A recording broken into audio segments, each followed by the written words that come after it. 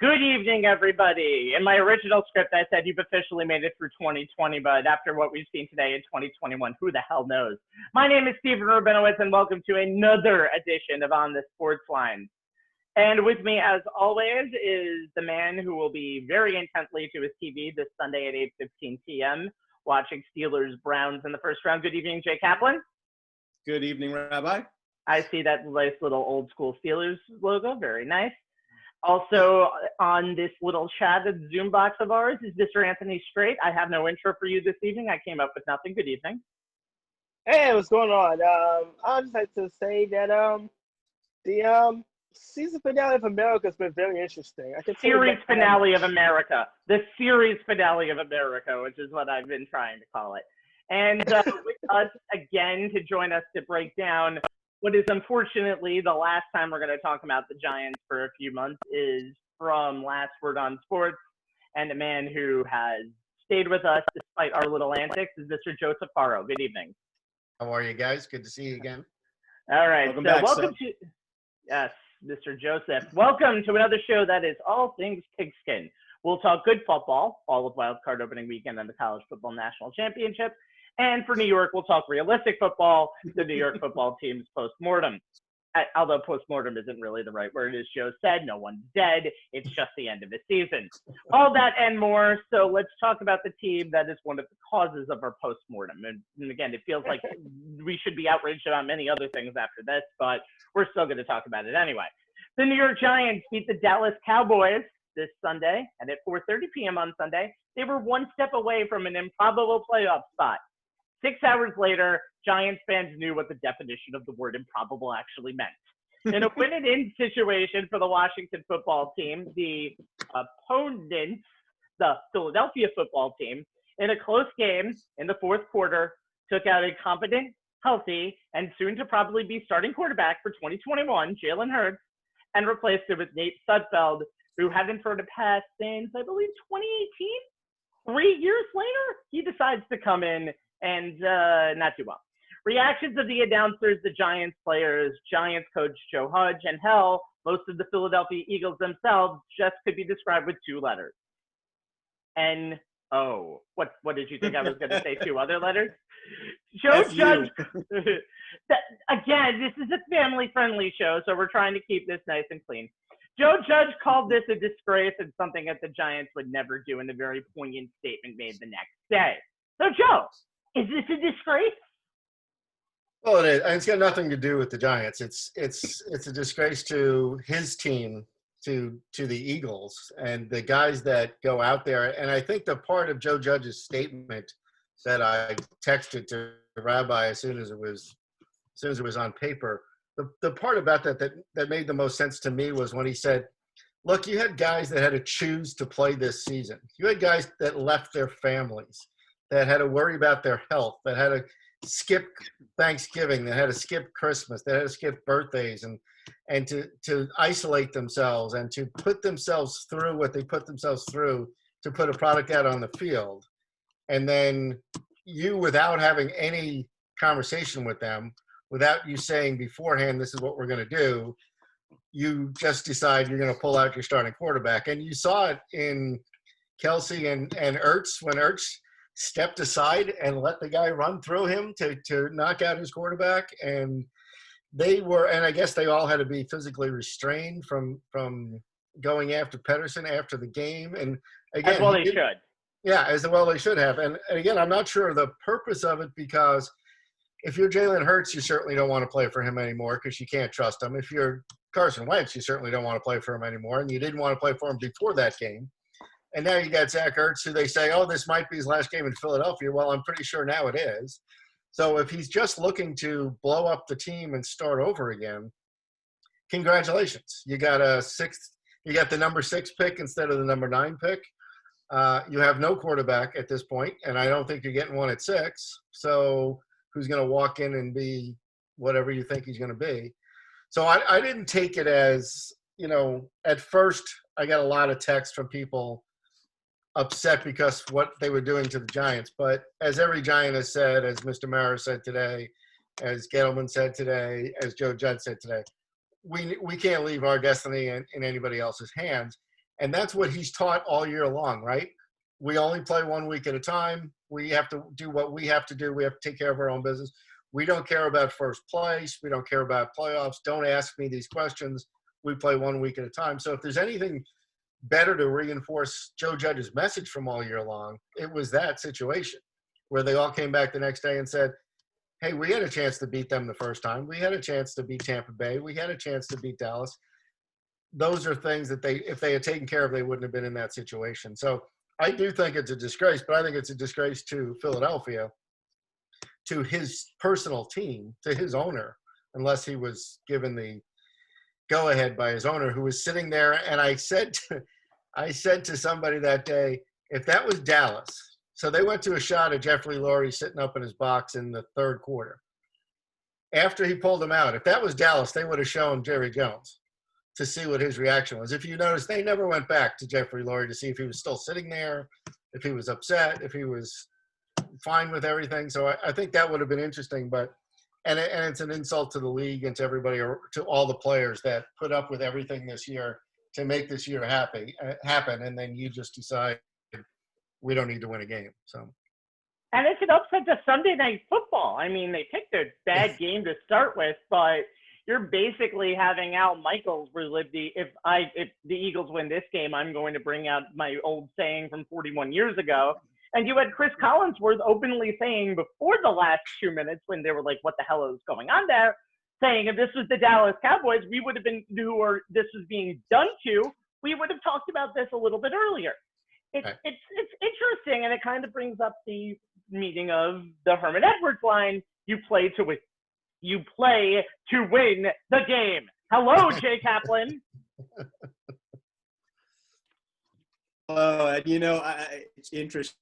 We went back and forth on text on this during the game. And I got to tell you, after everything that the NFL went through to get the regular season done, have it end with this mess is a bad look. Doug Peterson can make all the coach speak pronouncements about planning to give Nate Sudfeld playing time, and he kept other starters out on the field. But what the Sunday Night Football cameras picked up when scanning the Eagles sideline, to me, tells a different story, especially when you start with them catching Jalen Hurts basically saying, that's not right.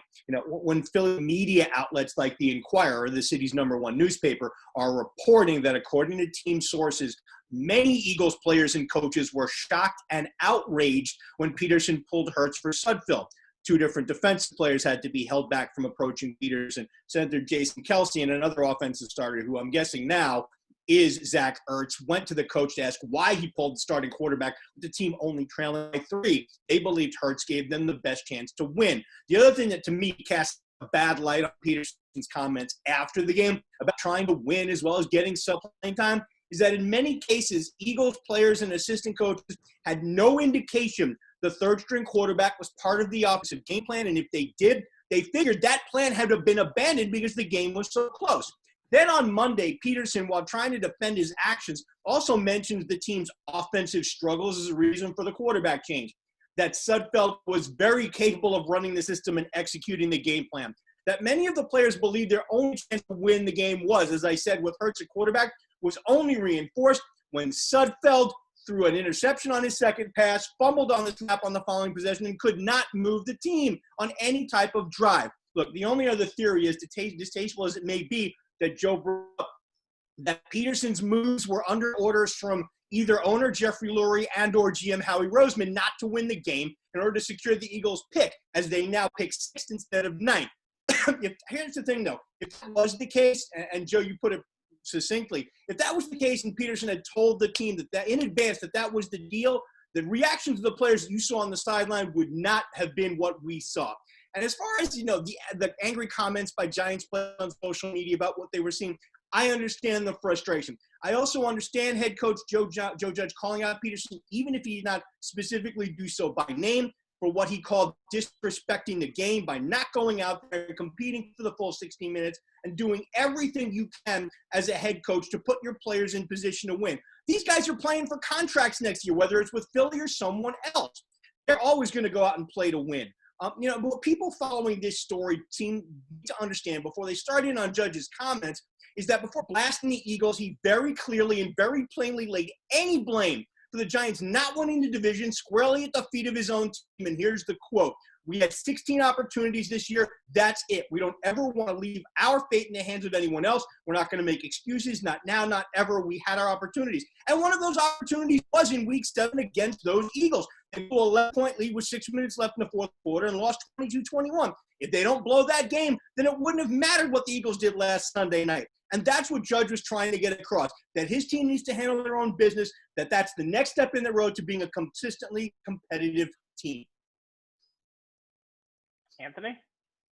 Yeah, honestly, we went back and forth on the text, and I say this as a Giants fan: the Eagles didn't owe the Giants anything. So let's get that out of the way. The Giants had the opportunities, and they lost several games in the first half of the season by 7 points or less. They were 1-possession games. You think about the game against the Rams. You think about the game against Tampa Bay, the first meeting against Dallas. You think about the game against Chicago. You think about all those games where the Giants had an opportunity to win, but did not take care of business, and they found themselves in a situation where they had to rely on another team. So just to get that out of the way. But I played, and obviously Jay, you played, and we are taught to play and leave every day on the field and to give maximum effort.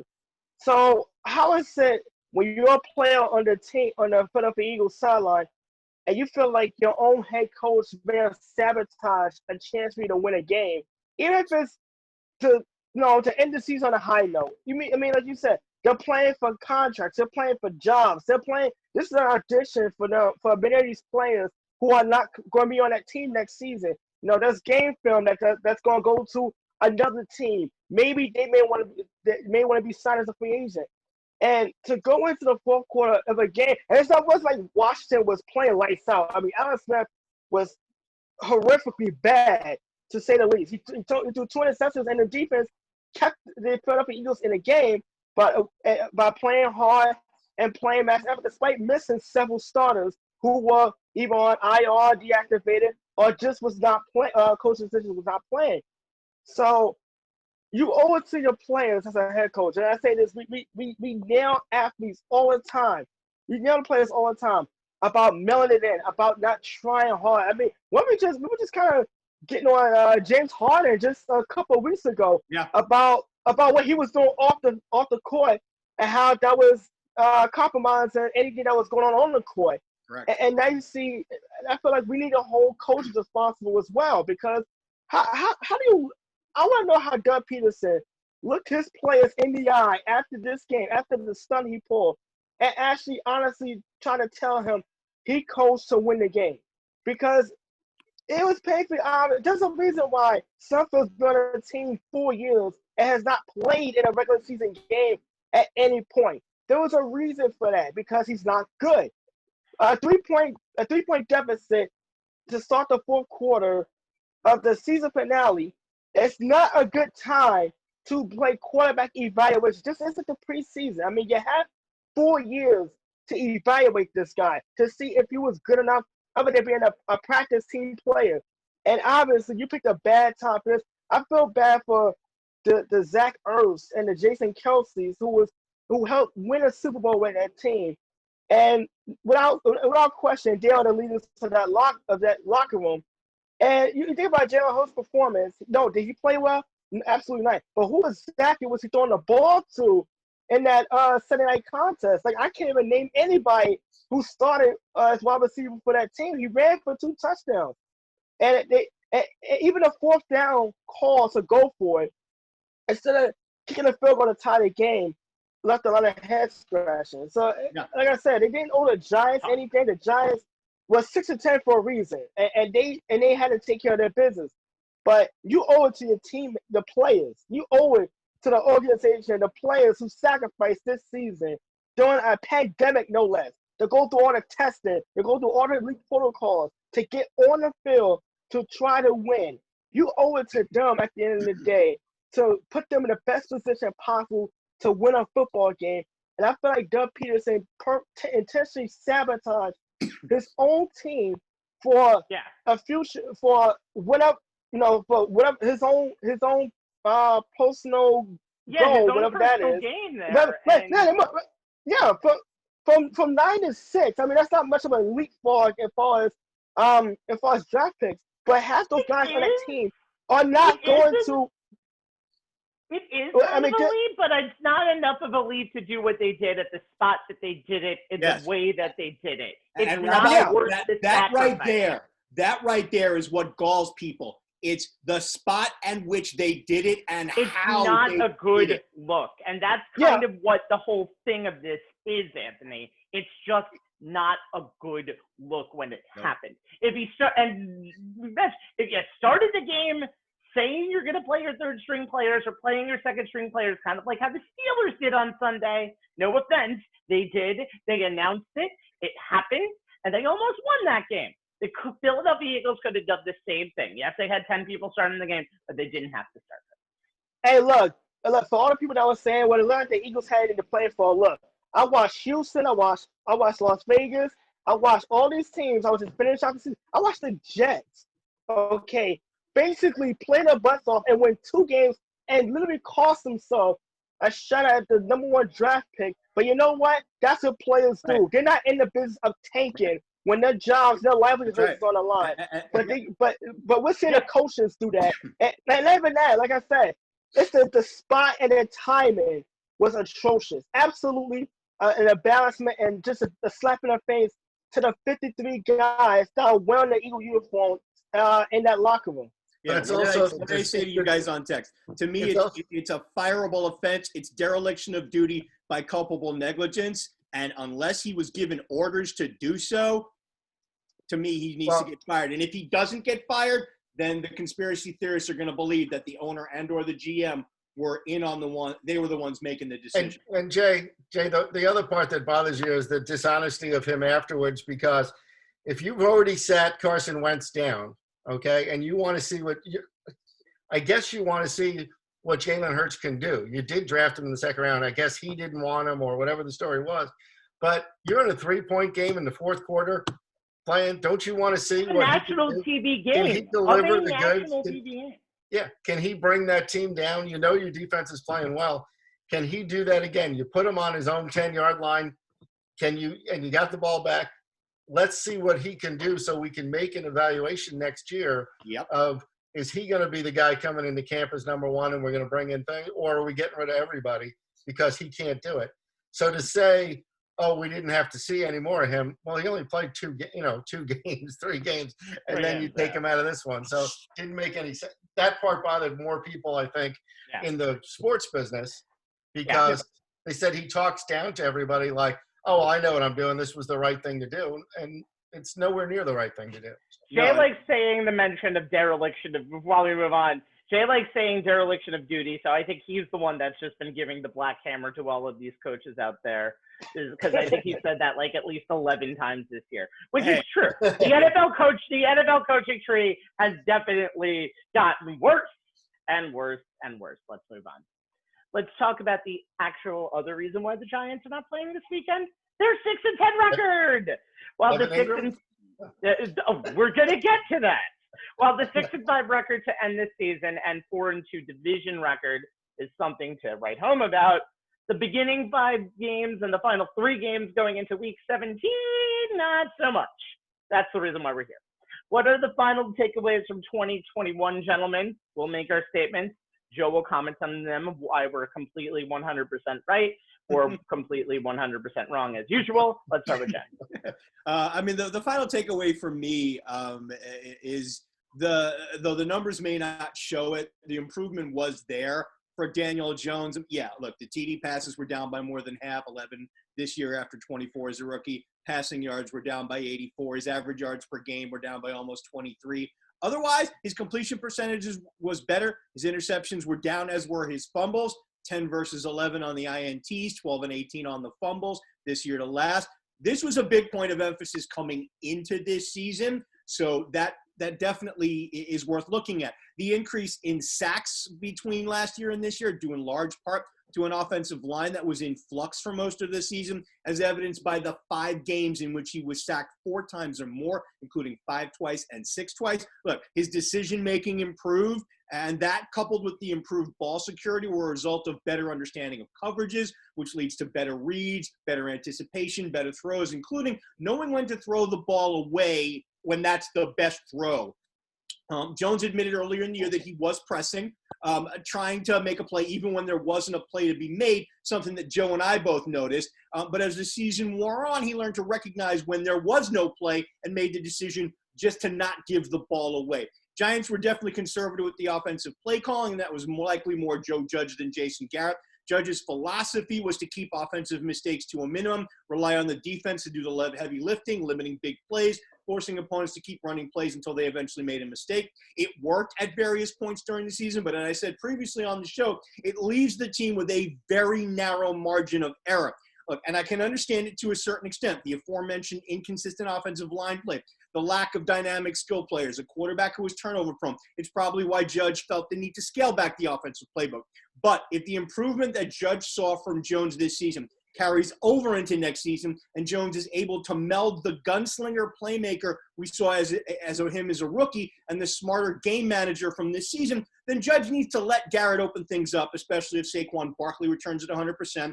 The Giants managed to acquire a legit number 1 wide receiver. No disrespect to Sterling Shepard, but he works best as the number 2 guy out of the slot. Darius Slayton would also benefit from a legit number 1 receiver, forcing teams to roll safety coverage that way, give Slayton a better opportunity to take off the top of the defense. And I'll leave the tight end situation to Rabbi, but it does need to be addressed. Improved offensive line play will help with that. That needs to be a big point of emphasis during this offseason, during OTAs, mini camps, into training camp. Jones having more time to throw like he did in the season finale against Dallas, where he was only sacked twice, will allow him to go through all his progressions, find the right target to throw to, especially if his improved pre- and post-snap reading continues.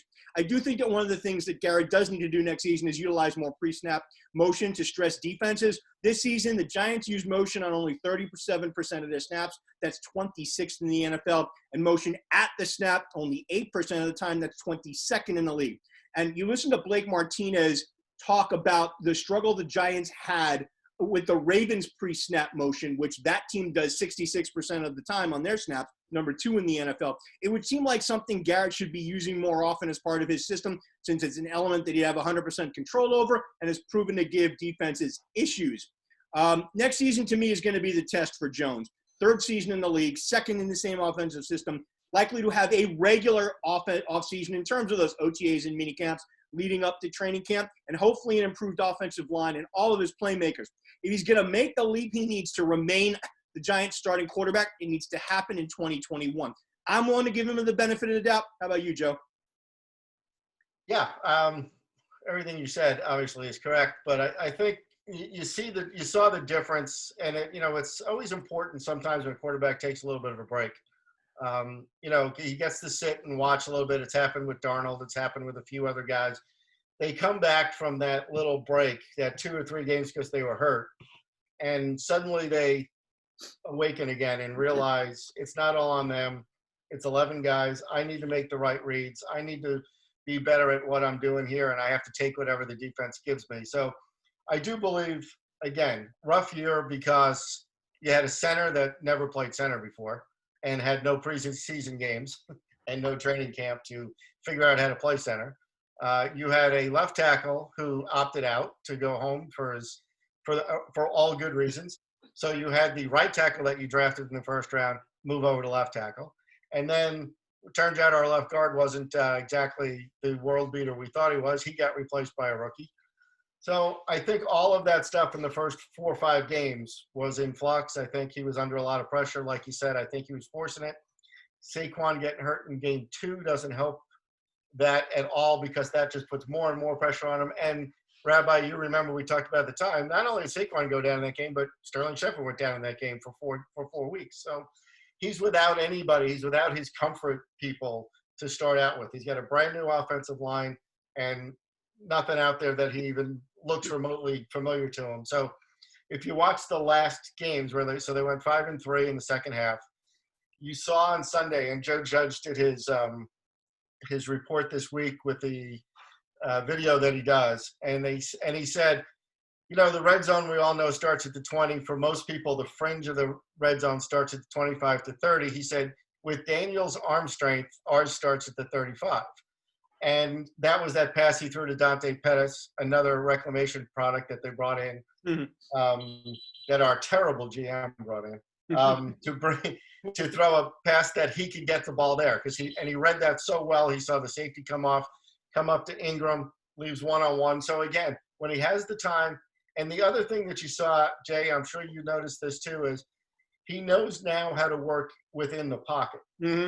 Collinsworth and a couple of those guys have said it. They said it in that game that night, where as a quarterback, you can't go backwards because your tackles are trying to force those guys, the edge rushers, around the outside. So you have to step up. You have to be comfortable in the confines of the product.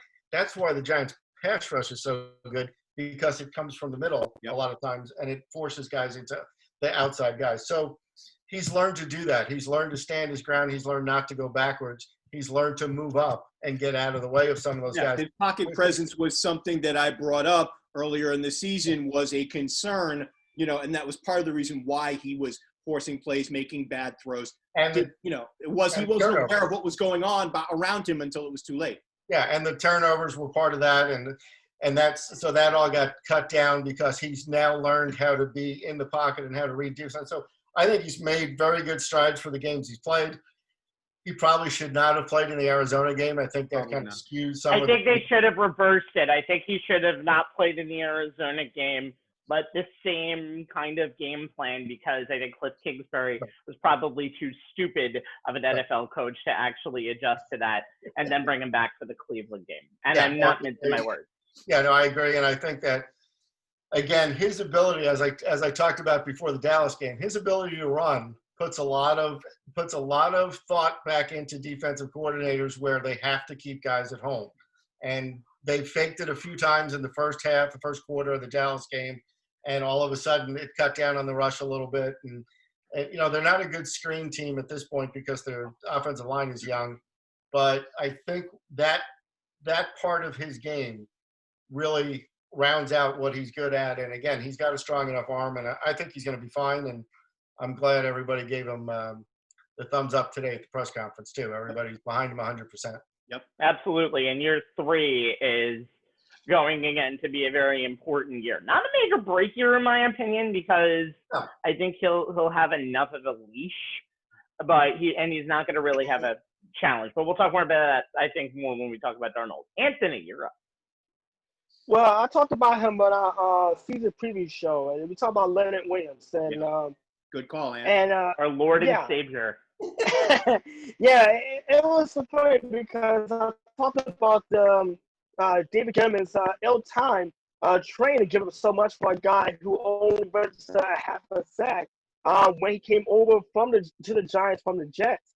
And this season, before the start of the season, they put him on a franchise tag and really couldn't work out a long-term deal. Well, he finishes the season with a career-high 3 sacks to finish with 11.5 win the year. Was named NFC Defensive Player of the Week earlier today. And now we wonder, because he seems like a perfect fit for Patrick Graham's 3-4 defensive scheme. I call it a hybrid scheme, because it seems like the Giants do a lot more than just run a base 3-4 most occasions. But he seems like a really good fit now. But I think about DeMarcus Lawrence, like the other big time pass rusher who's on the other sideline on Sunday, and him getting that big contract from the Dallas Cowboys, and his production has really dropped ever since. And it's kind of it's a bit of a cautionary red flag. Like I would love to see him back with the Giants next season to see what he can do. Seeing how he plays so well this season. But obviously, most guys do play well on a contract year. They're trying to get paid. And obviously, he's going to catch in big time, 11.5 sacks. Why he was not into the Pro Bowl is beyond me, but that's another story. And you think about the Giants' defensive line, because Devin Tomlinson is another free agent. And he got a sack, and he played very well this season for the Giants. Like I said, Leonard Williams, obviously he bet on himself. He's going to be able to cash in. But you also have Thomason, who's also a free agent, and I'm not sure if the Giants will be able to keep both guys. No, So that's a concern. that's a bit of a concern right now because one of the biggest strengths of the Giants was the front seven this season, particularly being able to get pressure with only 3 guys. The Giants were a team that was kind of lacking an outside pass rusher going into the season. So to have 2 interior pass rushers and run stoppers basically being free agents at the same time is a bit of a situation Gettleman's going to have to address sooner or later. And obviously, Joe, if you were in Gettleman's shoes and we think about Thomason being one of Jerry Reese's last draft picks before he was dismissed after the 2017 season, and Leonard Williams, so much that the Giants gave up, which one would you go out of your way to bring back? Because I don't think the Giants have the luxury of being able to bring both guys back, considering Leonard Williams is going to get a big contract. Well, it depends on, it's all going to depend, as they said, as the conversation went today. Nobody knows what salary cap's going to be. So that's going to be a big thing. If it goes down $20 million per team, it's going to be tough to keep a lot of guys, and you're going to have to be very creative with different people. It is one of their deepest spots, though. They still have B.J. Hill. They still have a couple of other guys that get in there. Dexter Lawrence has been perfect as a compliment there. That was a fantastic draft choice of Gettleman's. You also got to remember who's coming back. And the way that you explained it, Anthony, is correct. Patrick Graham, who, by the way, signed a new contract, so he's not going anywhere. Thank God. Yeah, exactly. The fact that he changes up his defenses per game in different ways. You get guys like Lorenzo Carter coming back. Kyler Fackrell hopefully stays healthy, which was a fantastic signing. The Blake Martinez signing was fantastic. You have a couple of other guys out there that are coming back from injury that are going to make a difference. And I think that if they had to lose Dalvin Tomlinson, there is a way to replace it, not with one. But and again, this team doesn't replace any one person with one person. It's how can we scheme guys to put them in the best spot? Leonard Williams was always this good. He was just told to do one thing, and this is who you are, and that's it. You're an edge rusher or you're this. When he came over to the Giants, again, he's a team leader. They said he's fun in the locker room. The coaches love him because he's very coachable. He loves the situation that he's in, and he'll do anything. And they put him in different spots. They put him inside. They put him outside. They put him gaps, different places. So I think that this team will always be they're going to be a little different. And I think people are going to start to see it. Hopefully they're very successful because it'll change a lot of things in the game.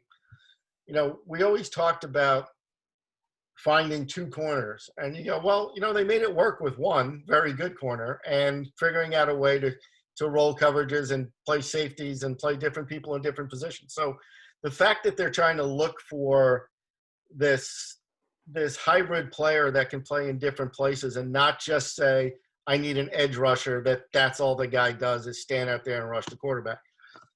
Not really helpful when you can't get them to 3rd and long. And White is, you still need, as we just talked about with Jay, you still need that pressure up the middle because the guy coming from the outside doesn't always affect anything because it doesn't really make a difference if the other guys aren't doing their job. So I don't think they'll be able to keep all 3. That would be my guess as far as monetarily goes. But you never know who's going to give up a little bit of a hometown discount. Don't forget when guys sign, we always forget when we celebrate these players that take a cut in pay because they spread out their money long.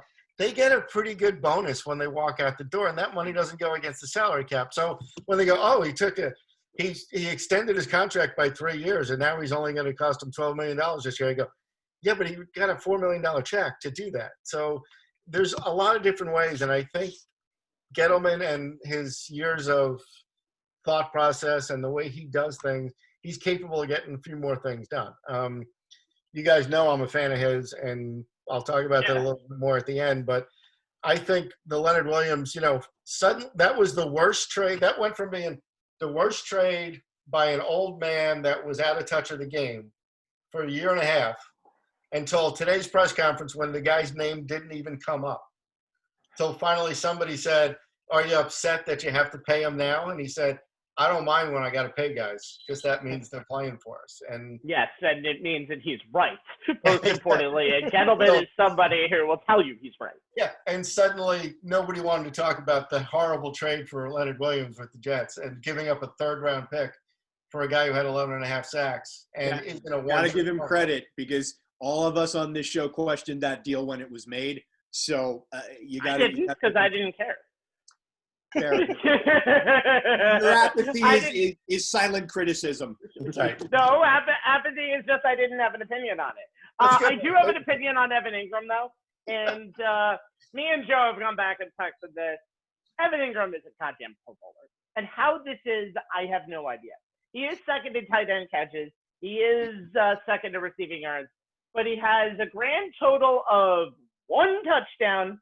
And you can obviously, Joe made the case for it. I researched it up. Robert Tonyan of Green Bay, 11 TDs, probably gets nicked for being with Aaron Rodgers, who apparently makes everybody great. It doesn't matter. And 70 less yards.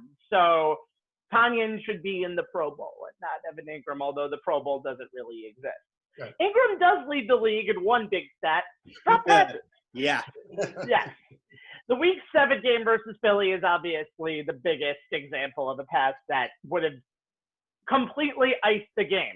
You could say he single-handedly lost the game for them. Said a couple of days ago in a press conference, I didn't perform the way I wanted to.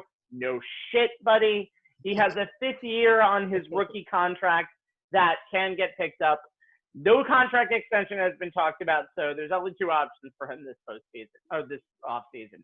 Trade him and get value for him because there's going to be a team who's going to be able to use him. Kind of like Eric Ebron was never a good fit for the Detroit Lions, but when Ebron went to the Indianapolis Colts and now to your Pittsburgh Steelers, Jay, he became a reliable option with not a lot of pressure on him being a number 10 overall draft pick. You have that. You basically have that question. Ingram was targeted on 6 of Daniel Jones's 12 INTs in 2020, and the Dallas game is the best example of it. He had 2 passes go through his hands and was, again, the direct cause of an interception. Ingram has been a very up-and-down player of his career, and while the highs are high, he's a good fantasy player. If he gets touchdowns, he'll be like a top 3 or 4 fantasy fantasy tight end. I don't care about that. I care about results, Joe, and the results of Ingram are he's just not reliable.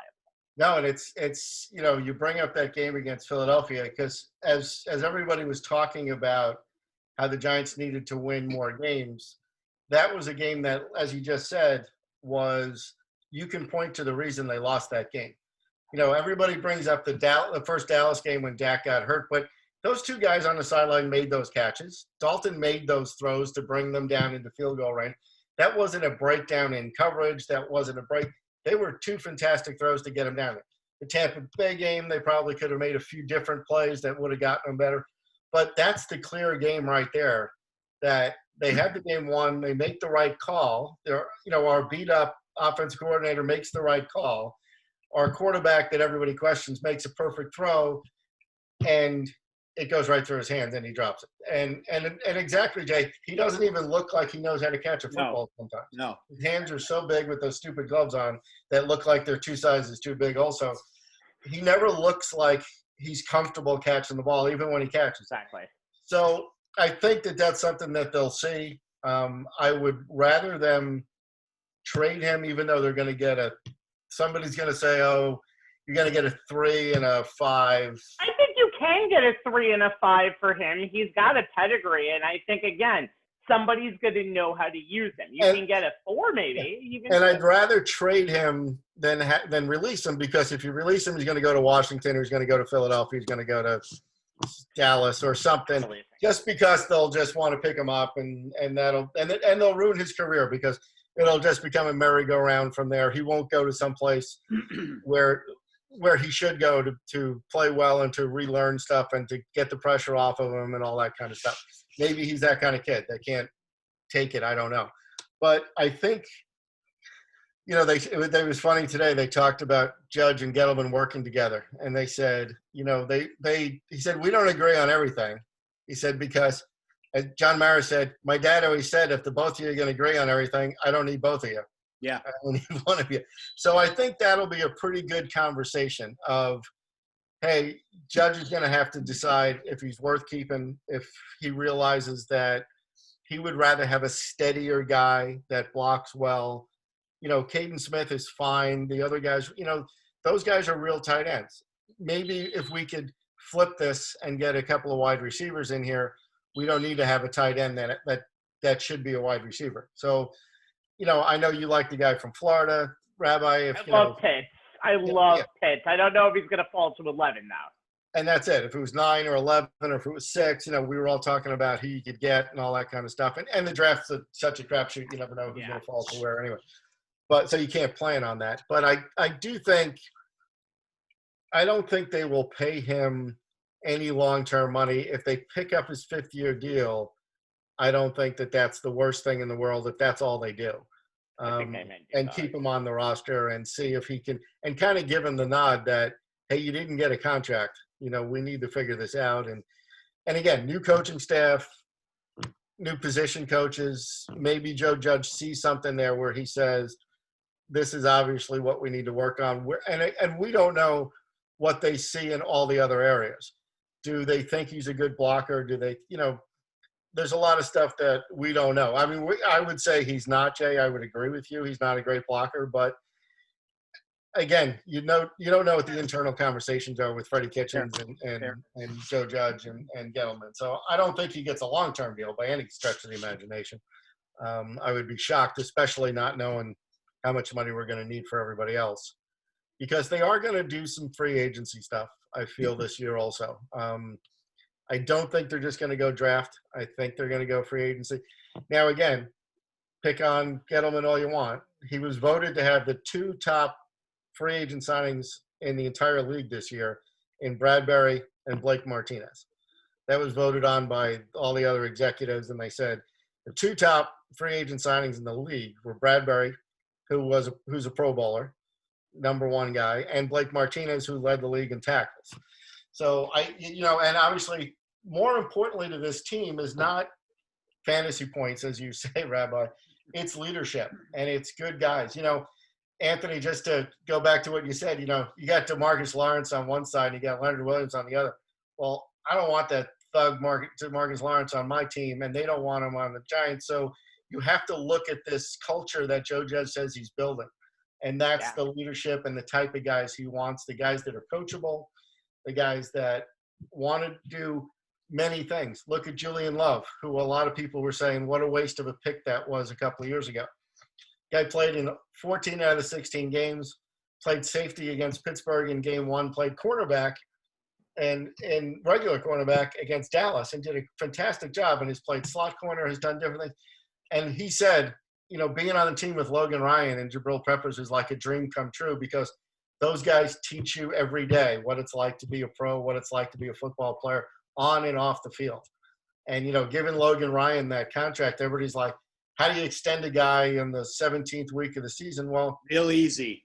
Guess what? He was going to be a free agent. We knew he was going to be a free agent. So why not negotiate with him now and give him a 3-year deal and keep him on the team? So I think that they really – it's the feeling around the team that you like. You know, John Mara said it's a feeling around the building that hasn't been there for a while. It's a positive attitude that everything's going in the right direction. You're not going to worry about if it's 6 wins, 7 wins, 8 wins at this point. I think next year it's got to go to 8, 9, 10. And if you've seen the schedule, it's possible, depending on how it all shakes out. We don't know how good San Diego is going to be. We don't know how good the Raiders are going to be. But it's a little bit different schedule than it was this year. But it all depends on how it's laid out. And then I think you have to go from there. They got, you know, the head coach is 38 years old. We're hoping this is our Pittsburgh head coach, our 20-year, 25-year head coach, and hopefully he wins 4 or 5 championships.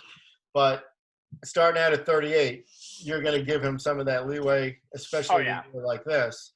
And then you got to get back to winning. And again, nobody wins more than 12 games on a regular basis. So nobody really wins more than 11 games on a regular basis. So 10 is really your spot, where if you can win 10 games every year, for a long period of time, and every now and then sprinkle in a 12, you're solid. And that's where I think this team is building towards with their personnel decisions as well as their coaching. I agree completely. I agree completely, guys. And Joe, it's been nice having you all season long to talk about the Giants. We'll think of other things to talk about as these NFL playoffs go along, but we're going to let you enjoy your dinner. It's probably time for dinner at 7:21 over on the West Coast. And we will talk to you soon. Thanks for joining us tonight, Joe. Always a pleasure, my friend. Thanks for having me. And we look forward. I'll be texting Jay draft picks on New Year's Eve. On St. Patrick's Day this year instead of New Year's Eve. So. I might be texting him draft picks. To that. I might be texting him unrealistic draft picks too, Joe. All right, guys. Take care, Joe. Good to see you. Bye. Joe Tufaro, as always, joining us from Last Word on Sports and on all social media platforms at Kaplan. Speaking of young head coaches who will be around for a long time. Oh, I'm sorry. We're talking about the New York Jets. The New York Jets ended their season at 2-14. I'm so done to be talking about this team until April. Sunday night, the inevitable became reality with the firing of head coach Adam Gase. And now the offseason for the team with the second pick in the 2021 draft. Let's get takeaways again with Jay. You know, I mean, my takeaway and what I'm going to be looking forward to in the wake of this disastrous season is Joe Douglas's offseason, which starts right now. It started already. It started on. Yes, but we weren't on the air on Monday, so you know. He has to look. The two big things here: he has to hire a head coach, and he has to make a decision on the number 2 pick. And those two things atop his to-do list are no small task for an NFL GM. Look, Adam Gase served as Exhibit A of what no longer works as a head coach in the NFL, as absolutely nothing went right this season. Gase was hired in no small part to take quarterback Sam Darnold to the next step in his development on the road to being a true franchise quarterback. That didn't happen, and Darnold actually regressed from any progress he may have made at the end of last season. His mechanics devolved completely. His decision-making eroded week by week. His pocket presence, once his strength totally by the time the game ended against New England. The hard surrounding cast definitely played a huge part, but Gase deserves a major amount of time. Rabbi, give me a salute on that. Thank you. Did already. Look, and here's the – I'm forgetting about the X's and O's and the on-field stuff. Gase did not handle the Jamal Adams or Le'Veon Bell situations well. He didn't handle the finger-pointing by his since-fired defensive coordinator, Greg Williams, which was bound to happen since Gase left the defense in complete control of an egomaniac like Williams. But his biggest problem was his intractable adherence to his offensive scheme, even if it resulted in trying to pound round pegs into square holes. Defense figured him out, and he never adapted out of a stubborn belief that his way would work. I think NFL, ESPN NFL Dan Orlovsky had a great quote, and it's from back in 2019, but it applies here as well. Quote, "The book's out on him. He's been running the same thing since 2015. Look, what Joe Douglas needs to do is find the type of head coach that their co-tenant down the hall at MetLife Stadium found. We said it often on the show during the similar struggles each team had at the beginning of the season, that the Jets, the Giants were headed in the right direction. Joe Judge was building the right type of culture. The entire team was all in on picking up what he was putting down. The team was always prepared. They were always competitive. They were just a play here or there away from getting that first win, so we knew it was coming. We never felt that way about the Adam Gase-led Jets. They were unprepared. They were not well coached. They didn't seem to be all in. They were not competitive. They were undisciplined, especially on defense. In short, they were a complete mess. Douglas needs to, as Christopher Johnson said in his end-of-the-season press conference, put aside the labels. Offensive-minded, defensive-minded, don't care about age. They want to find the right guy for the job, the one who will build a culture and run a team.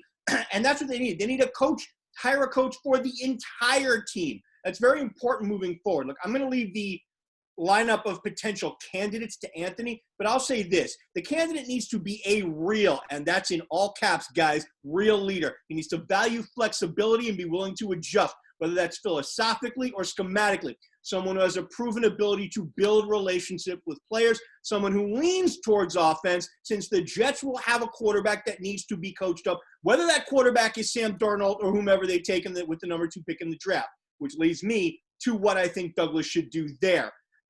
to me, it's going to be dependent on no small part what he decides to do with Darnold, which is, obvious to everybody. If he thinks that his current number one quarterback needs a fresh start with a new head coach and having better playmakers and an offensive lineman around him, then he should use that pick on a player he believes can improve either unit, meaning playmakers or offensive line. Or he should trade down, get some draft capital for this year or down the road, and get that player later in the first round.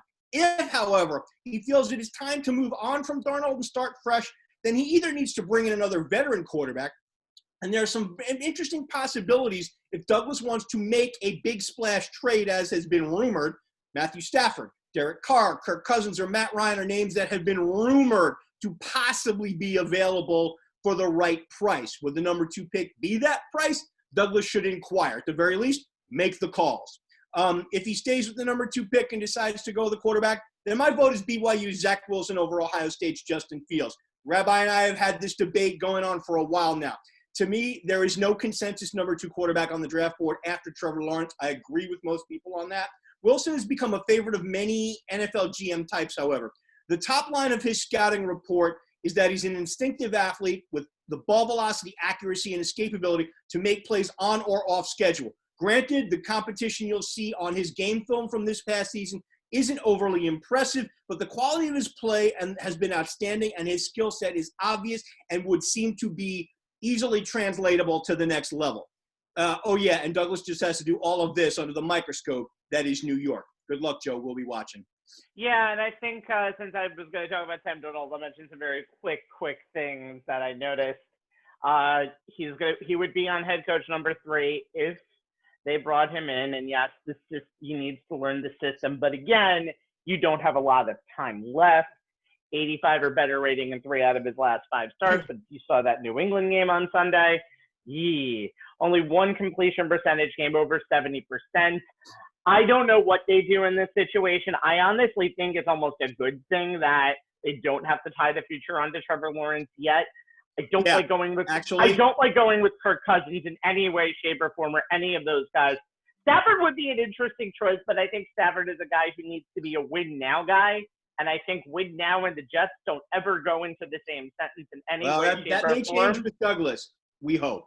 It may, but I think if you're going to put Stafford on a team, you're going to put Stafford on a team maybe like San Francisco that's ready to win now if they kind of. Oh, yeah. Well, without a doubt. Without a doubt. I think that's kind of the problem. Yeah. The only thing I'm saying, Rabbi, is that these are names of established veteran quarterbacks who are rumored to possibly be available. It's just grist for the mill. And we all know that, Jet fans need something, to look at to hang their hats on for the offseason in anticipation coming, ahead of the draft.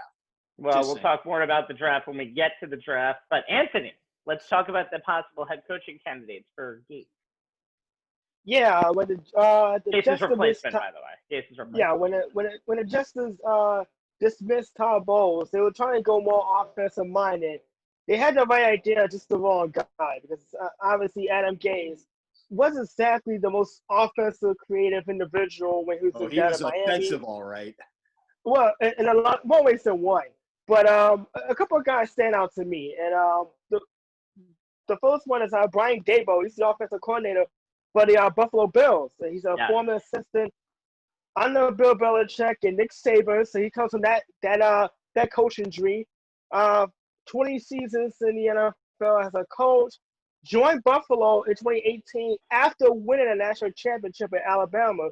Sure. But one of his biggest strengths is that on the field, he's very creative. If you watch Buffalo's offense this season, 51% of the Bills players have been successful on offense, which is actually top in the NFL for this season. Also, off the field, his ability to connect with players and allow to get the best out of them on and off the field. So you're talking about Adam Gase kind of being at a disconnect and aloof of what's going on in his locker room. Daboll right there being able to connect to his players. That'd be a great start because right now the Jets has a bad culture problem outside of X's and O's, and maybe he's a guy that can come in and maybe right the ship, not right away, but maybe in a year, at least get them on the right path. Lay the groundwork. Yeah. And also another guy that jumps out to me is Arthur Smith, and he is the offensive coordinator the Tennessee Titans. You look at this. The Titans are a run-dominated offense. When you have Henry in your backfield, you're not hiding anything. But the fact that Arthur Smith has gotten the best out of Ryan Tannehill, but Adam Gase could not, kind of sticks out to me without question. Which is kind of ironic, too, don't y'all think?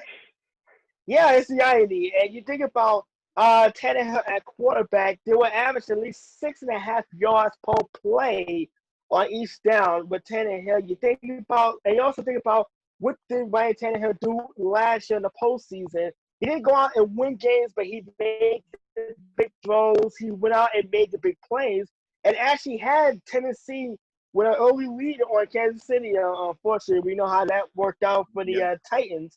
But the Titans are back in the playoffs this season. What makes the Jets coaching job appealing is the fact that they do have the first-round picks in 2021 and 2022, and they have about $80 million in cap space. So the Jets have a lot of capital to rebuild this roster, which is really feels like this has been gutted. But it's really just kind of a bare-bone roster. And Adam Gase just didn't know what he was doing at the end of the day. They got rid of Greg Williams. It was just like the whole organization needs a complete culture rebuild. We talked about the Giants and the fact that they were 6-10, but it didn't feel like a 6-10 that was a negative. It felt like a 6-10 that was kind of going in the right direction. Mm-hmm. Take away the fact that they were in a bad division, had a chance to get into the playoffs in last year's season. It felt like it was encouraging, even in the losses. It felt like, okay, this is better than what we've seen the last few years. But the Jets, it just seems like it just got worse and worse from the end of Todd Bowles' culture regime a couple of years ago to Adam Gase, and it just seems like it was going in the opposite direction slowly and surely. And you saw it, and of course, Rabbi will hit more on this, and Sam Donald's lack of progression. So right now, I feel like the Jets really still have the right idea of keeping an offensive-minded head coach that'll probably work well as far as getting the most out of the Jets offense. But I think they really need to lay off the Adam Gases of the world who best success was with Jay Cutler or a guy named Peyton that was quarterbacking the respective teams. And how interesting is it, guys, that the Jets defense actually got better and was a little more disciplined in their assignments after Greg Williams got fired? Well, it was because of the fact that they all do their assignments, and it wasn't about the defensive coordinator system. It was about the players. You didn't mention Eric Bieniemy, by the way, who was actually already interviewed for the job. I think Bieniemy is a very good choice. He's going to get a head coaching job. He might have his pick of the litter, which is probably why the Jets are probably not the first choice. But I think Bieniemy is the guy who they could have easily hired 2 years ago. That would have been a little bit of a better fit.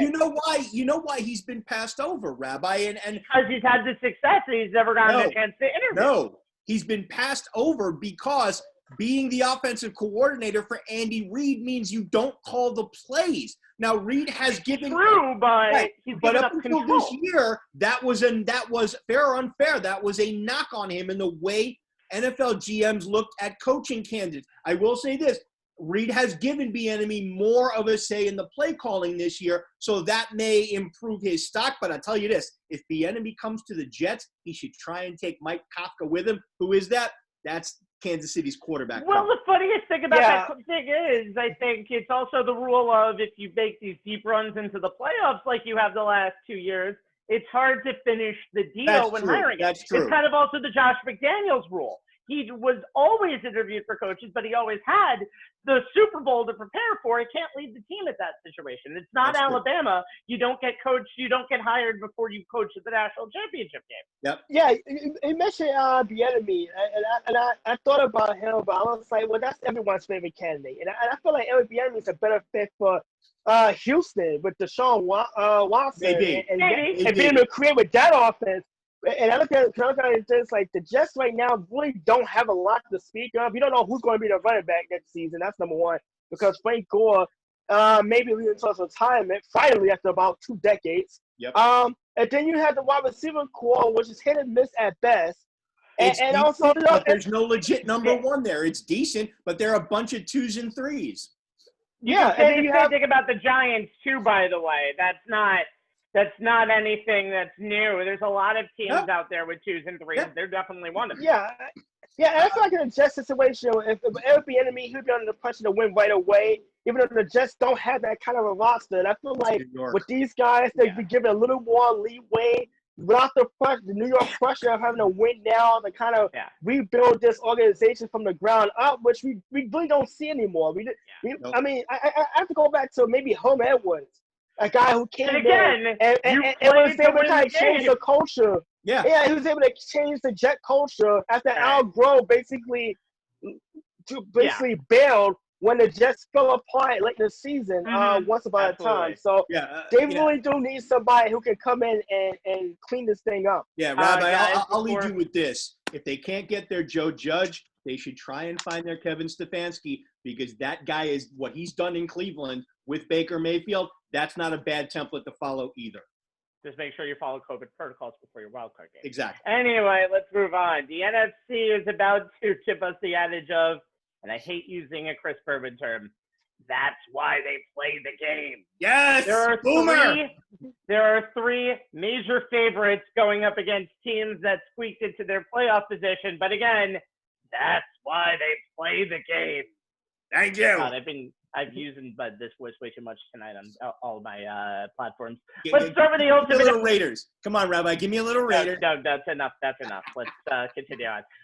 We're running over as is. Let's start with the ultimate NFC preview. What is your matchup to watch, Anthony?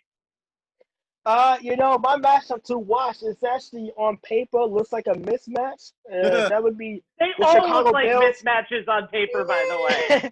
Yeah, it would be the Chicago Bears and the New Orleans Saints, but then you think about it, these two teams also played a game that went to overtime that the Saints narrowly won, and Chicago had plenty of chances to win that game, but this was in the middle of the quarterback shuffle.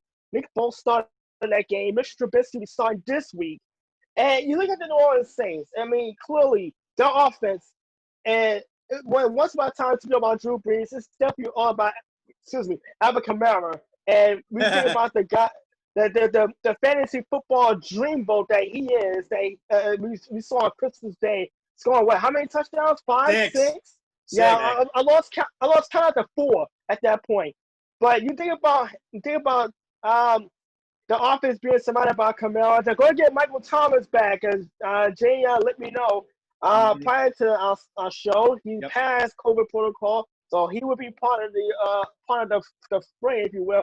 And you think about this as Drew Brees' possible swan song. There's been talk about him retiring after the season. And you look at the Saints' offense.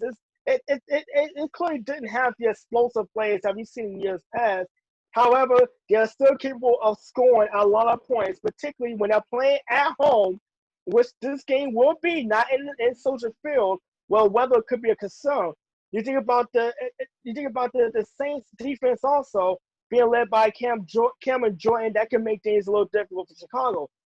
The Bears, on the other hand, they're 8-8. They're backdoor their way into the playoffs. And look, unlike the Giants, they actually got help to get in because the Rams, a team that was playing for their postseason lives, was able to get the job done and knocking Arizona out of the playoffs. But as a result, Chicago was able to get in because of the tiebreakers. And look, Mr. Trubisky, say what you will, and this game may be an actual indictment on him as far as where his career has been. I mean, look, he had the starting job. He lost the starting job this season, only to get it back because Nick Foles was ineffective, and then he got hurt. So, in one game, he's actually a healthy scratch. I mean, that's just how turbulent of a roller coaster season Mr. Trubisky has been. But also, you look at what can the Bills put up enough points? It's going to be the question. I mean, you think of David Montgomery and the running back who is going to have to pick up a lot of low, and if they can maybe establish some kind of a play action offense with Trubisky, but his ability to scramble and run, which is a big difference, and be able to keep plays alive, maybe that'll help. But right now, I'm looking at this matchup. It's going to be It's going to come down to Chicago's defense that got lit up by Aaron Rodgers just a few days ago, and was blowing all kinds of defensive assignments, including on one big touchdown play where Aaron Rodgers, because of an empty stadium, you literally hear him audible and say, "Tell his receiver to stay put," because he knew exactly what he had on the other side of the field, which was a linebacker getting stuck on a wide receiver, and that led to a big touchdown play. Now, if Chicago defense can at least keep the game close, they have a chance. The Saints are kind of going up against two monsters this weekend. The monsters of the midway and the monsters of playoff pass, because I don't know if I've seen a team this decade or ever who have lost more heartbreaking playoff games in this millennium. You think about Beast Quick. You think about the pass interference call that wasn't 2 seasons ago. You think about the Minneapolis Miracle, the overtime loss at home to the very same Viking team last season. Like, you think about the catch part 3 in San Francisco. You think about losing in the Mid-Pacific Northwest to Seattle. It's like ever since this team won a Super Bowl, it's been one heartbreaking loss after another. I don't know how Saints fans can stomach another postseason loss, especially to a Bears team that they are literally that's so at a disadvantage offensively that it would take a foot. That I think the Bears will have to keep this game like a 23-20 game, a low-scoring game, because the Saints score anything beyond 23 points, game over. They're not coming back in this game. Nope. And most importantly, this is the Nickelodeon broadcast game this weekend too. So you get to see a SpongeBob SquarePants sideline and possibly a sweet charity halftime performance. What could go wrong here? Also, and we get solid reporting from Pakistan. Isn't that great? I will say this though. Trubisky is 29-21 in his time as a starter, 64 touchdowns, 37 interceptions, and is one double doink away from an actual playoff victory 2 years ago. Jay, let's talk about NFC West from. Yep. You know, you got to love it when any NFL playoff game is round 3 between division rivals. These two teams know each other really well, and the only thing that's up in the air is whether Rams quarterback Jared Goff will be able to play after missing the season finale, recovering from his surgically repaired thumb, which is why the keys for each team in this game will be quarterback play and which defense will make plays. The Seahawks' offense, as we know, goes as Russell Wilson goes. And against the Rams this season, it has not gone as well as it did against the rest of the NFL. In the first meeting of the teams this season, Wilson did not throw a TD, was picked twice, and sacked 6 times as the Seahawks lost 23-16 in Week 10. The second meeting in Week 16, Wilson did throw for a touchdown, ran for another, led the Seahawks to a 20-9 win despite being sacked 5 times. Both games, the Seahawks were held under their season average of almost 29 points a game.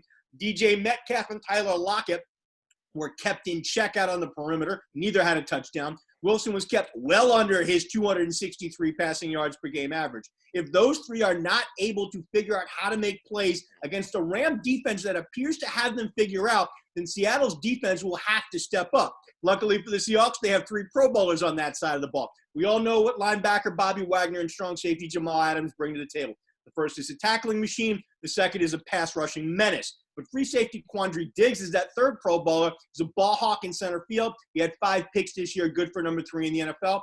And thankfully for the Seahawks, their supporting cast for those 3 Pro Bowlers is solid at all 3 levels of defense. Defensive tackle Jared Reed's ability to stuff the run and get pressure up the middle on the pass rush, 6.5 sacks, will be key to the Seahawks' defensive scheme. Wagner's partners at the second level, Jordan Brooks and KJ Wright, bring skill sets that complement the man in the middle. Brooks has become as good a tackler as Wagner, and Wright is a hell of a coverage linebacker. The secondary will benefit from the return of number 1 cornerback Trey Flowers. DJ Reed did well in Flowers' absence, so that improves the depth at a key position that will be needed against the Rams offense. And speaking of that Rams offense, head coach Sean McVay has stated he will not name his starting quarterback, Jared Goff or John Wolford, until around 1:39 p.m. on Saturday. That's 1 minute before kickoff, guys, which of course makes my job a little harder, but here goes.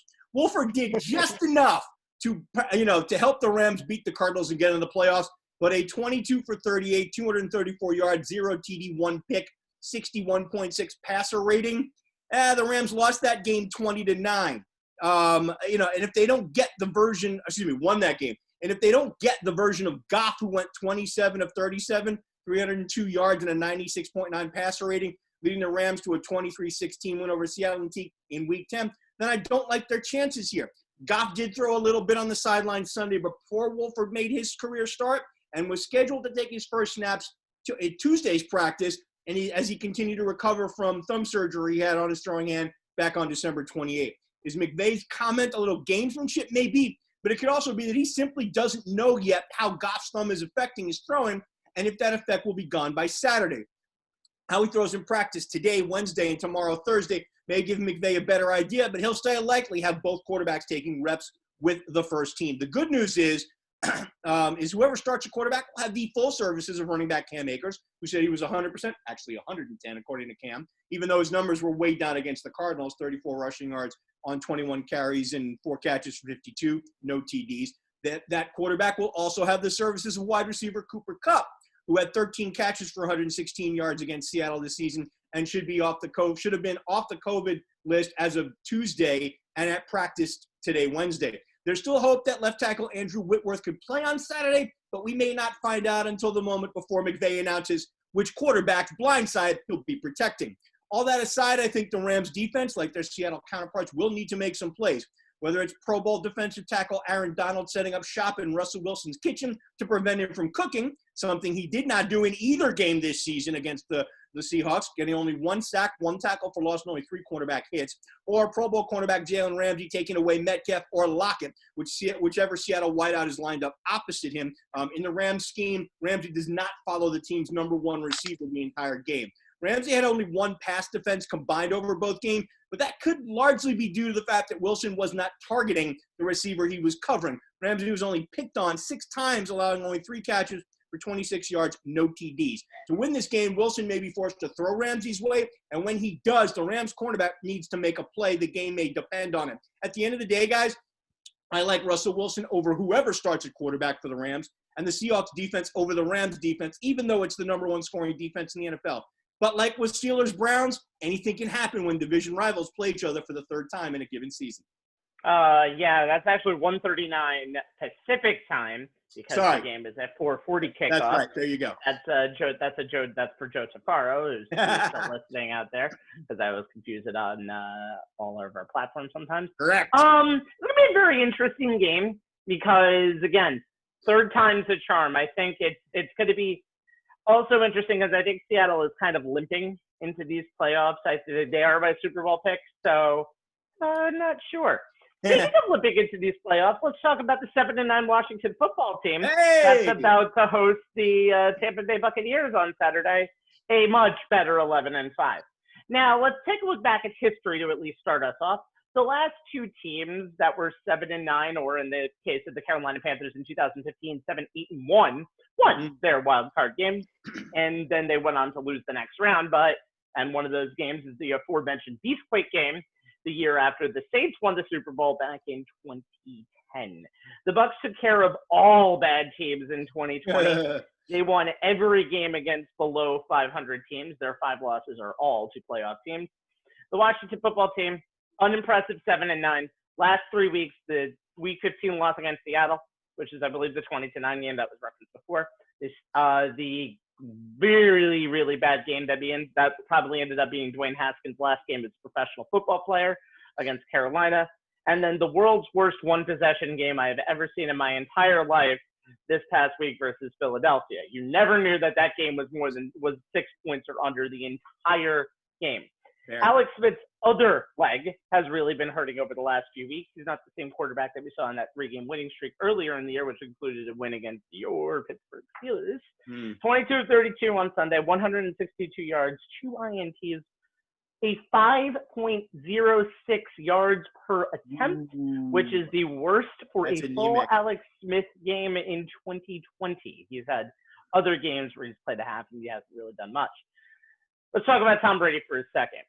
He's old, he's in his mid-40s, and he had a damn good year. I know, he played a lot of cupcakes in that schedule, and he kind of crumbled under the pressure, but 4,633 yards, 40 touchdowns, 12 INTs, and a coach that continuously sabotages him at every wake and corner, but we talked about that on many shows.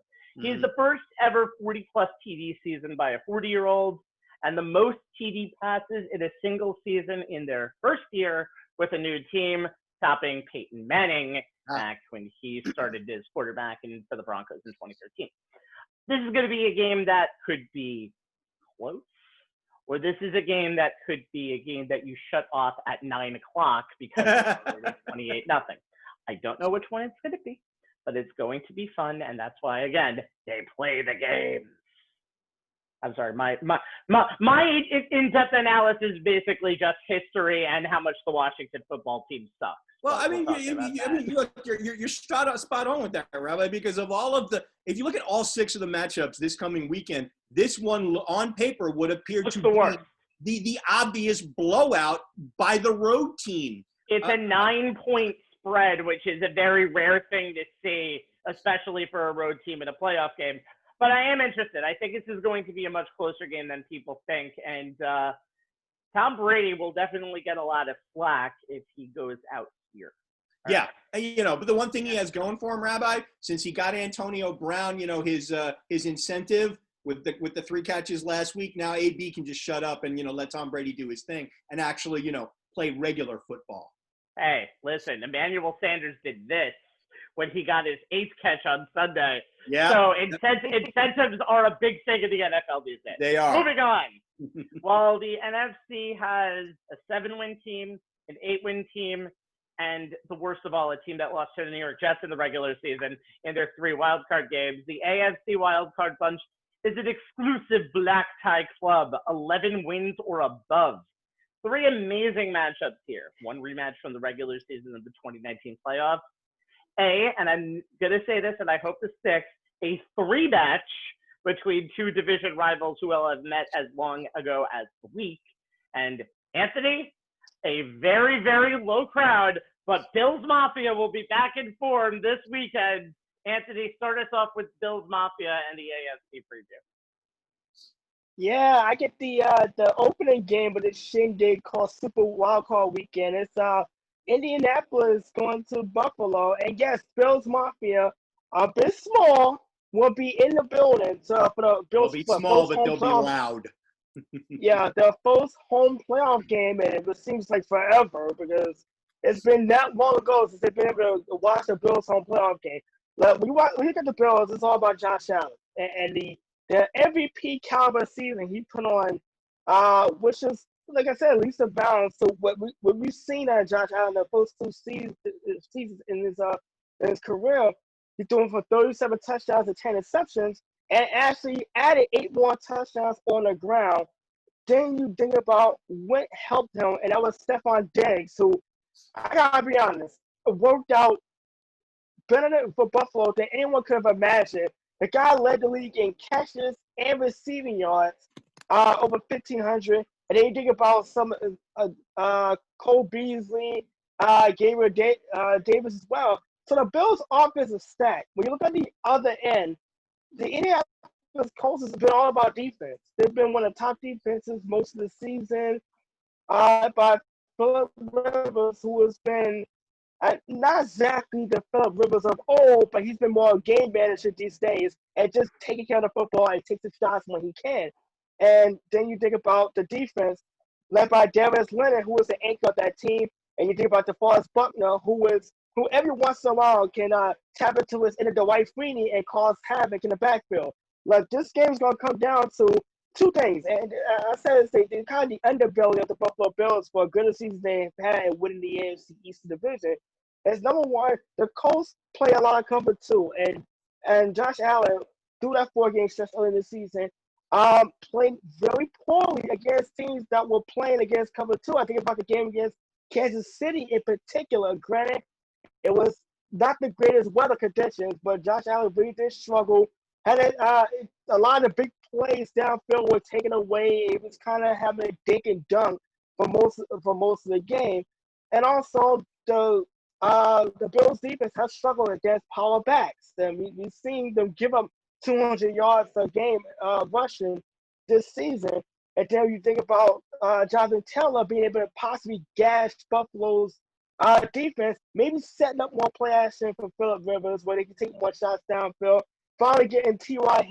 Hilton and him on the same page late in the year was a big help for Indianapolis. And you think about this, the Colts, well, one overtime field goal away from maybe hosting a playoff game, so they kind of got the short end of Tennessee winning the game in overtime, because who knows that the Colts could have been playing someone else at home. But in this case, for the Colts to win this game, they're gonna have to rely on their defense and run the running game to kind of, like I said, keep that high-powered Bills offense off the field. The Bills, and let me see if I can find the stat. I just had it. Oh yeah, the last 6 games. I mean, you think about the winning streak. They outscored their opponents 229 to 110. So this team can really get hot really fast. You think about the game against your Steelers, on Sunday Night Football, they struggled in the first half. Before you know it, they marched it downfield and is able to put up points immediately.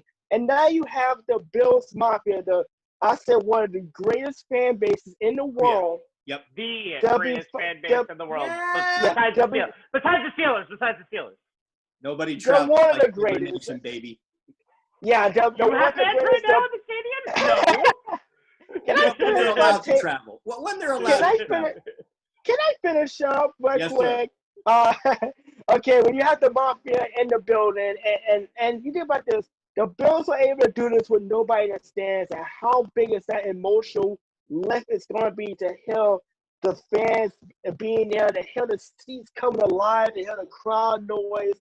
And we've seen in some of these stadiums, like in Cleveland, like in Dallas even, where even having some fans can actually make a big difference, particularly with the defenses for both teams. And in the case of Phillip Rivers, and I just mentioned him and T.Y. Hilton wasn't on the same page most of the season. Phillip Rivers being a veteran who's been through it all, but you got a lot of young players on the offensive side. How is that going to affect them? It's going to be an interesting game. Not to mention, it is an early 1:00 start to this playoff game, and these 1:00 games can be pretty tough, particularly in the postseason. So it's going to be interesting to see how both teams come out in the first 15, 20 minutes of that game. Yeah, and I think here's a stat that I love about the Bills. They're only one of 2 teams in NFL history to have 20 first downs in every single game. Wow, that's impressive. The only team I think that also did that was the 2012 New England Patriots. Jay, you know a little something about the Steelers, right? A little bit. As a Steelers fan, I both love it and hate it when we play a division rival in the playoffs. I love it because we're facing a team for the 3rd time, so we should have a good idea of what they're going to run on both sides of the ball, having seen it up close and personal twice already in the regular season. So preparing for a team like the Browns should be easier. I hate it because they have that same sense of knowing pretty much what we're going to throw at them. However, with the Browns' latest COVID issues, which will have them taking the field without head coach Kevin Stefanski, among others, this game now has an added wrinkle. Special teams coach Mike Preview will be acting head coach, and offensive coordinator Alex Van Pelt, former NFL quarterback, will handle the play calling, something he's done before, but only in practice and preseason games. He does know the system. He works closely with quarterback Baker Mayfield, so the Browns will run their usual offense. But to say that there won't be a difference in how that offense runs would not be true. Stefanski had developed quite a rhythm as a play caller and had really unlocked Mayfield's potential this season. Add in the loss of Pro Bowl left guard Joel Bitonio and wide receiver Karel Hodge to COVID. Rookie Donovan Peoples-Jones is still in concussion protocol after leaving last week's game. Not to mention they lost defensive end Olivier Vernon to a ruptured Achilles suffered in last week's game. They're in a lot of trouble beyond the COVID stuff. There's a steep drop from Bitonio to whomever his replacement will be, especially now that backup offensive lineman Nick Harris is out with an ankle injury.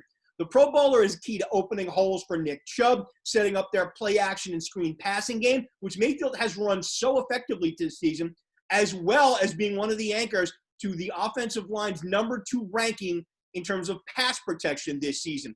It also gives the Steelers an obvious target for any A-gap runner pass blitzes with inside linebackers Vince Williams, Avery Williamson, or Robert Spillane, who is expected back on Sunday. the Browns will likely rely on Chubb in the running game to drive the offense, especially with the team being light on wide receivers. And they'll be hoping that number one cornerback Denzel Ward will be off the COVID list in time to play. He missed last week's game, as the Browns need all the help they can get defending the Steeler wide receiver corps, especially on deep balls, which burned the Browns time and again last week, keeping Steeler drives alive. Backup quarterback Mason Rudolph completed passes of 41 yards to Deontay Johnson on a 3rd and 11, 26 yards to Juju Smith-Schuster on a 3rd and 9, 41 yards to Chase Claypool on a 3rd and 8, 28 yards and a touchdown to Claypool on a 4th and 10, and then 47 yards to Johnson on a 1st and 15. Each came on one of the Steelers' 5 scoring drives. You can bet that Pittsburgh will try to duplicate that success Sunday night, which, if they can, will increase the effectiveness of their standard throw short, run long passing game, as it will force the Browns to put both safeties deep as opposed to having one high and one in the box. The Steelers are healthy as they can be coming into this game. They rested T.J. Watt, Cam Hayward, Terrell Edmonds, and Joe Hayden on defense, Ben Roethlisberger, Marquise Pouncey, and Eric Ebron on offense. Hayden and Ebron may not be back for this game because they're on the COVID list. It's a question on how that testing goes. The rest will play. It says something that the Steelers' JV squad was a 2-point conversion away from sending last week's matchup to overtime. We know the Steelers will not really try to establish any type of running game, even with a healthy James Conner. The big question there will be, can the Steelers get the job done on short yardage and goal-to-go situations? Can Conner get yards outside? Can Benny Snell get them inside? Not being able to convert on the ground in those specific situations have cost the Steelers this season. If the Steelers' offensive line can give Ben the time to make the intermediate and deep throws that Rudolph was able to, then the Browns are in trouble. Pittsburgh kept Myles Garrett at bay, as Vernon had the only sack on Rudolph, and he won't be there on Sunday. The Steelers, on the other hand, sacked Mayfield 4 times, and that was without Watt or Hayward. These teams know each other, and round threes are never predictable. That said, I would have given the Steelers the edge based on what I saw in both regular season matchups with the Browns and the return of the entire Steelers passing game since the second half of the win over Indy 2 weeks ago. But with everything the Browns won't have come Sunday night, which includes very little practice time this week, because as we talk right now, their facility is still closed. And you couple that with everything the Steelers will have, the Browns' return to the NFL postseason may last all of 1 week, guys. Yeah, but as you say before, 2 things. Number 1, Steelers never make anything easy. Nope. And number 2, as I'm going to say very clearly about the Steelers, in their take last week's game out, from week 13 to week 16, they have probably had, and I'm going to be very nice when I say this, 2 good halves of football. Yeah. That's the problem. And I think it could rear its ugly head and kind of take away. Cleveland has nothing to lose in this game. Nothing. No. And you know what? Of all the teams that the Steelers struggled with down the stretch, even though they lost on Sunday, the Browns are the best matchup for them. Yeah. You know, they not having to play the Ravens or having to getting the 2 seed and having to play even the Colts or the Titans. Again, this is, of all the teams they could possibly have been matched up in the first round, this is the best matchup for them. Yeah, by the way, here's a trivia. The Cleveland Browns' last 2 playoff games, their opponents in those games, the Steelers. 1994, 2002. By the way, the quarterbacks, respectively, for the Cleveland Browns in those games, Vinny Testaverde and Kelly Holcomb. Like, my friends, my YouTube friends at NFL Throwback actually confirmed this for me. So I had to know that tidbit. Like, who started the quarterback for these games? Testaverde a lifetime ago, and Kelly Holcomb. I had forgotten that the last time the Cleveland Browns were in the playoffs, my 18-year-old niece had not been born. Question for both of you. I think Jay knows the answer, so I'll ask Anthony. Who was the quarterback of the Steelers in that playoff game? In those 2 playoff games? Wait, which one?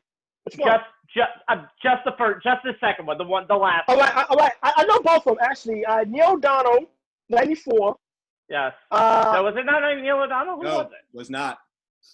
Wait, he didn't start that. Wait, he didn't.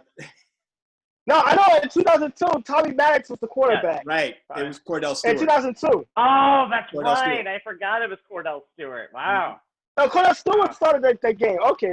Yep. Cordell Stewart and Tommy Maddox. Tommy Maddox, XFL legend. All right.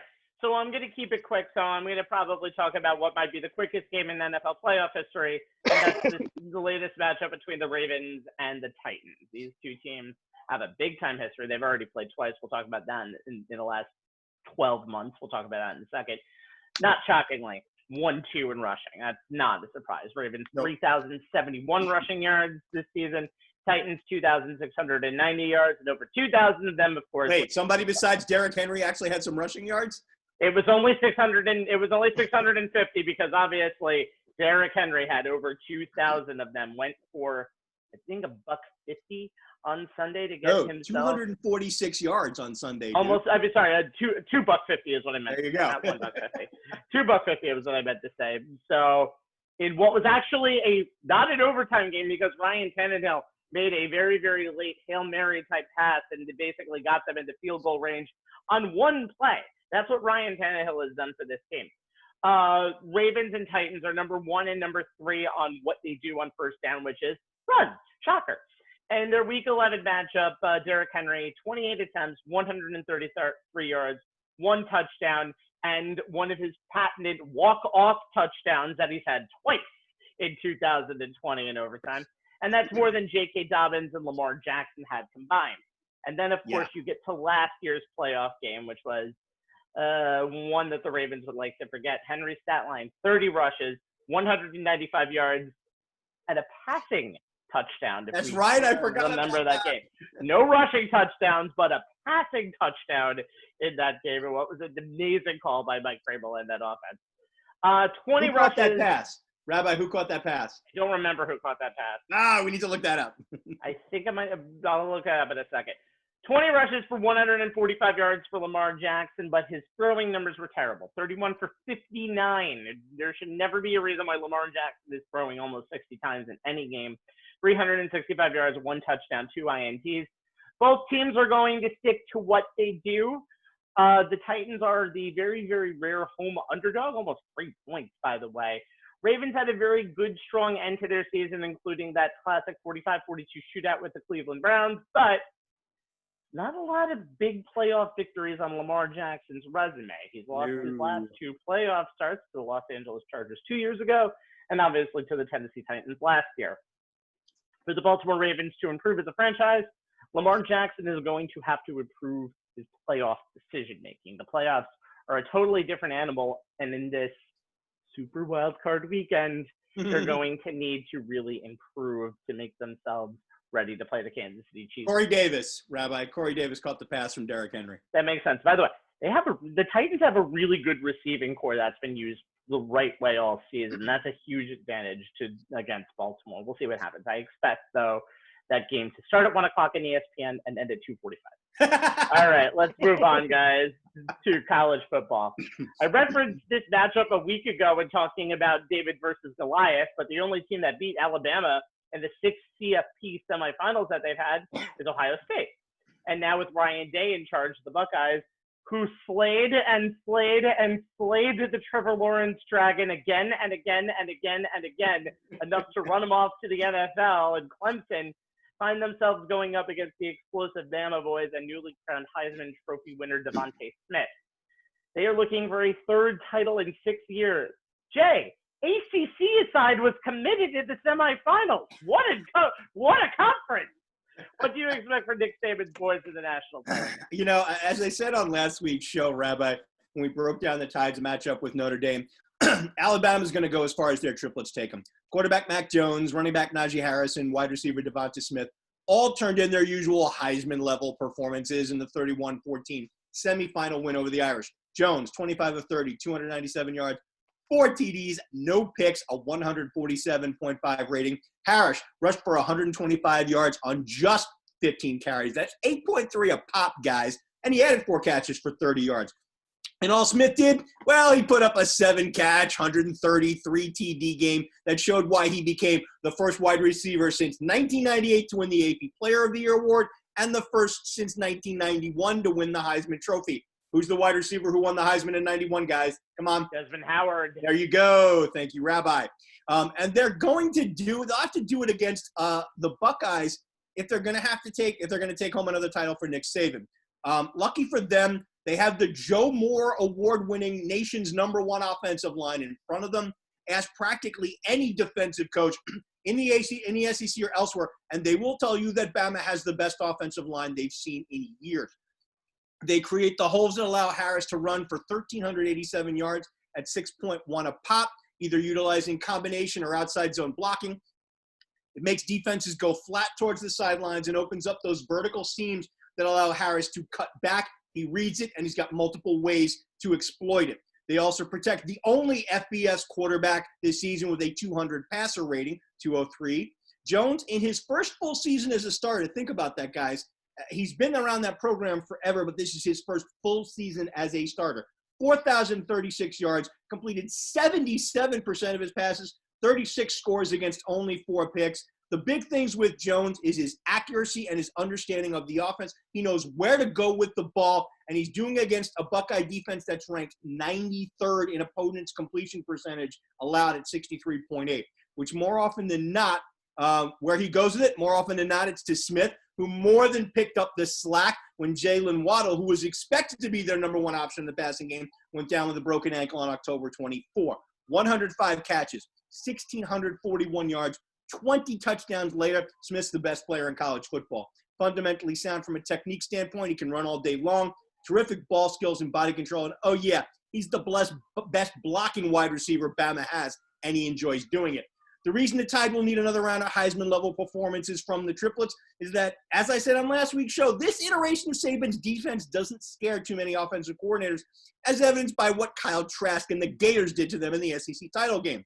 Ohio State's offense, when Justin Fields and Trey Sermon play the way they did against Clemson, could quite possibly be an even scarier unit than Florida's. Alabama's allowed 17 passes of 30-plus yards this season, ranks 27th out of 59 teams that have played at least 10 games. The Tide has a decent secondary, led by All-American cornerback Patrick Surtain II, the son of the 11-year NFL cornerback of the same name, who's good in run support as well as being a Revis Island-type coverage corner in the passing game. His partner on the other side is Josh Jobe, who's pretty solid, but I can see Ohio State attacking him more than Surtain. But I think they may still challenge Surtain. They're confident in their wide receivers and Fields' ability to get them the ball.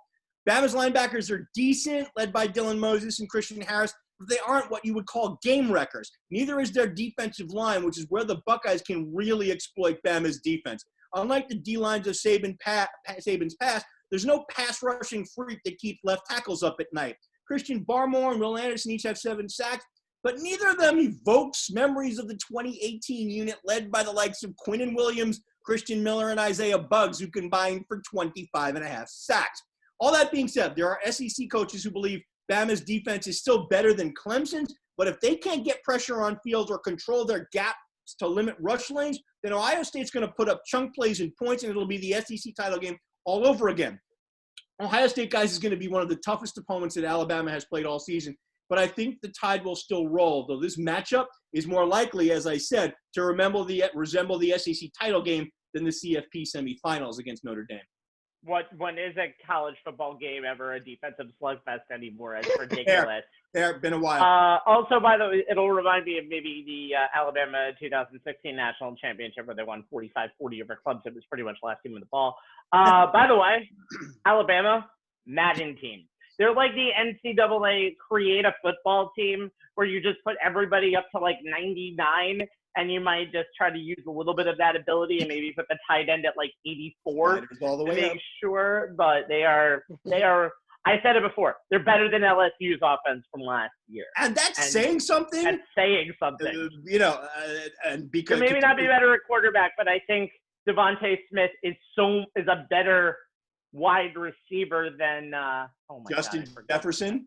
Justin Jefferson is an amazing pro. I'm talking more about the guy who's going to come out this year, Jamar Chase. Oh, Jamar Chase, Jamar right. Chase, who he just broke the record for touchdowns by an SEC wide receiver. Anthony, with all that said, Ohio State is playing in this game too. Yeah, I get the 11th, according to Dabo Sweetney, the 11th best team in the nation. I get them in my hands. No, long story short, and to make it quick, it's on the help of Justin Fields. I mean, we think about he took that shot before the half, and Yeah. it was Wow. and that was a big hit, by the way.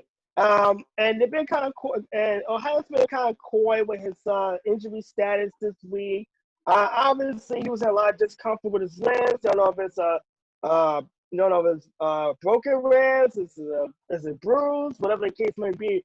But if he's at 100%, that's going to be a big problem for Ohio State because against Bama, they're going to have to score points. And you look at Justin Fields, after that hit, he threw for 385 yards and obviously 6 touchdowns to lighten up Clemson.